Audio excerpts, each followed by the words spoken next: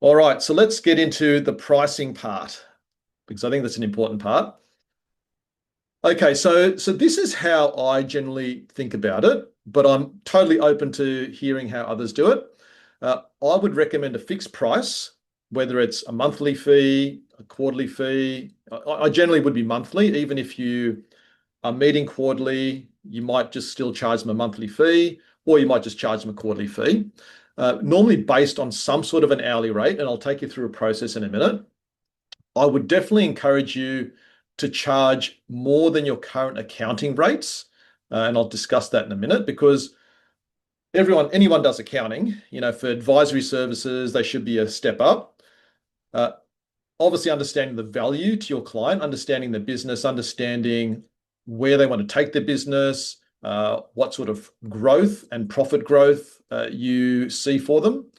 Uh, Having different levels for different businesses. I've already talked about that. I talked about the three different levels that I have for my one-off services, for example. I also didn't show you that in my pricing here, I have different options for people. So if it's a Zoom session, it's this column. If it's a face-to-face session, it's this column. If it's fortnightly meetings, it's this pricing. If it's monthly meetings, it's obviously less per month. And then as the business grows, or as the business, for larger businesses, I'll add on additional amounts on top of this base fee. Okay. Now, what I generally don't do that for face-to-face meetings because generally what I find is that face-to-face meetings, it's only larger clients that want those anyway. And then also, if there's additional directors, I'll charge a higher fee and it's easy for me to justify because people accept that if it's a larger business, there's more involved, there's more moving parts, there's more people. If there's multiple directors, then there's additional people I need to talk to and keep in mind in terms of their personal goals. Okay, so that's my pricing model, and I'll explain how I get to it in a minute. But it's just sort of this different levels for different businesses. And just accept that, it's not for everyone. You can't please everyone with your pricing. You don't need to please everyone. Out of your cohort of clients, if you can get 5 to 10% to take up advisory services, then I think that's probably the aim. So let's set yours. So what I want you to do is open up your workbook and complete this. So let's say, and I'll just do it with some example rates, and you do this for yourself. So currently, if your hourly rate is, for your accounting services is $250 per hour, you might want to uplift that by 20%. So therefore, your consulting rate would be $300 an hour. Hopefully, I've done my maths properly there. So that's the first step. Understanding what you should be charging for accounting services now. I know some people might be undercharging. Now, for me, my rate that I aim for is $400 per hour. Okay. But my effective rate is probably more than that. And I'll explain that in a minute. So that's the first step. So do that for yourself. The second step is thinking, okay, well, how much time do these services take? And then multiplying that by my advisory hourly rate. So for example, now if I go back to this here, so with this one-off service, this 950 service, as an example,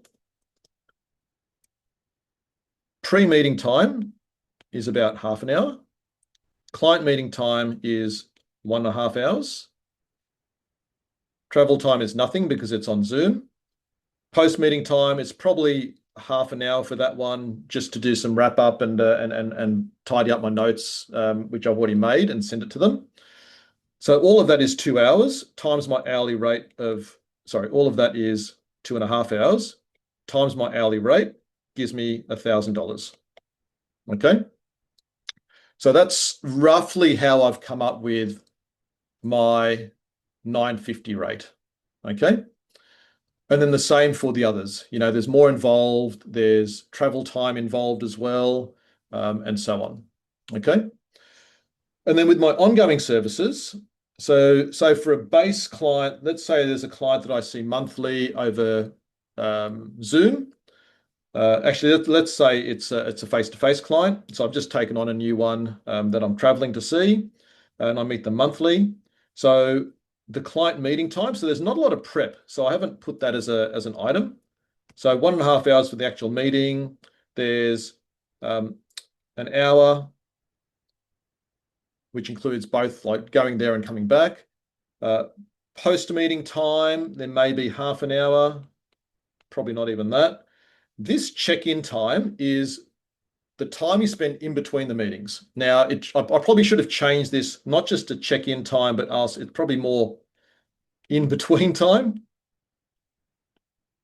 where there may be, occasionally there'll be things they send me during the month. So I probably allocate an hour for that each month, times my hourly rate. So what does that add up to? 2 hours, 3 hours, 4 hours. So based on this, it should be at least 1,600. I'm charging 2,000 for that. Okay, so this is, if you look at my rates here, that's this monthly program. So that's sort of how I get to it. But it should be a minimum. So these should be really the minimum that you want to charge. And then it's understanding, well, what's the value that you can offer, the type of client. Now, I don't arbitrarily change things for each client. I try to build that into this type of pricing where it's clear, it's a standard price, there's a way to work it out. It makes sense for a larger business to pay more and so on. Okay. So I want you to do that for yourself. And I'd like to open it up now. So for those that are charging, now, Vicky, I know you mentioned a rate that you charge. We don't need to discuss that. If you want to share, then I'm happy to discuss. But is that the type of thing? Is that the type of way that people would price these services, or is there another way that you feel is a better way for you? Not just you, Vicky, but anyone who wants to share their thoughts about pricing. So maybe I'll get you to open up your chat window and just type in, yes, this is how I would do it, or no, I do it, this other way. So you can just open up a chat window and just say yes, that this is the approach you would take, or whether you would do something different.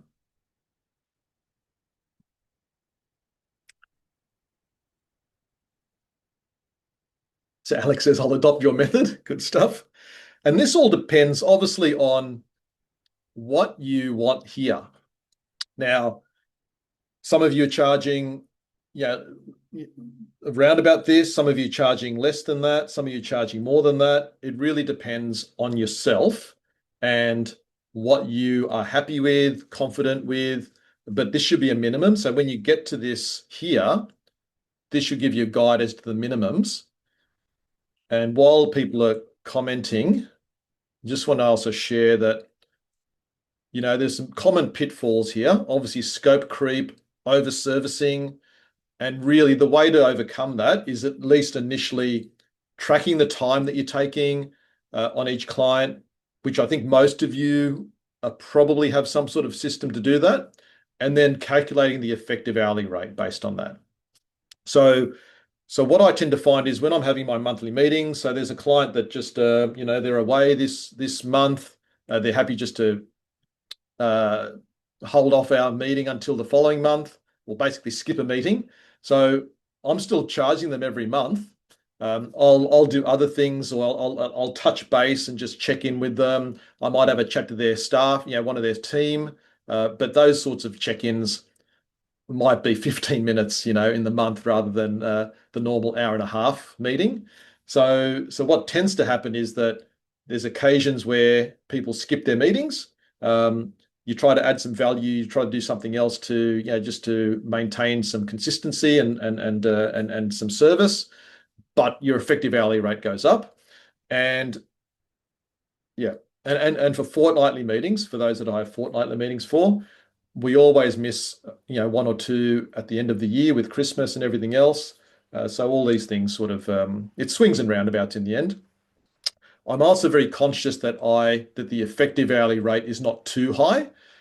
If we're missing meetings or if I don't feel like I'm spending enough time with them, I will proactively encourage them to scale back to a different service.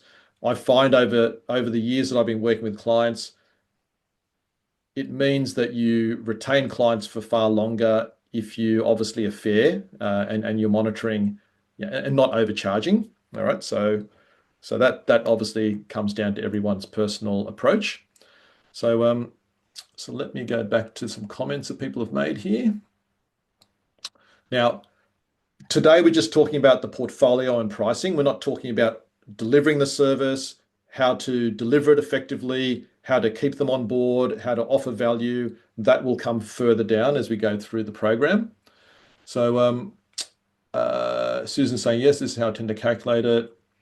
Vicky's saying, similar to what we do, based on estimated time, have we charged different rates depending on whether the partner or senior, yeah. So depending on whether the partner or senior accountant are running the sessions. So that's effectively the same as what I've done here, Vicky, because your rate will be different to Suzanne's rate. She might be looking at $400, $500, $600 an hour. I don't know. Whereas you might be more than $300 an hour. So effectively, it's the same sort of thing, but it differs for different people. So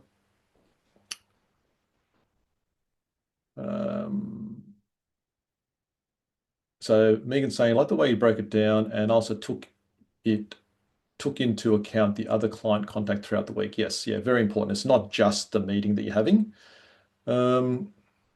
Yeah, so Alan's saying yes, but I'd allow for more time. Yeah. And you're right. You want to be conservative with the extra time. So especially here, sorry, go back to here.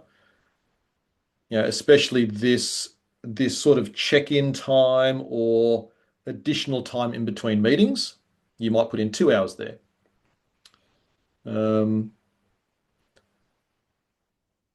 Vicky's saying, surprised to see no prep for the ongoing service.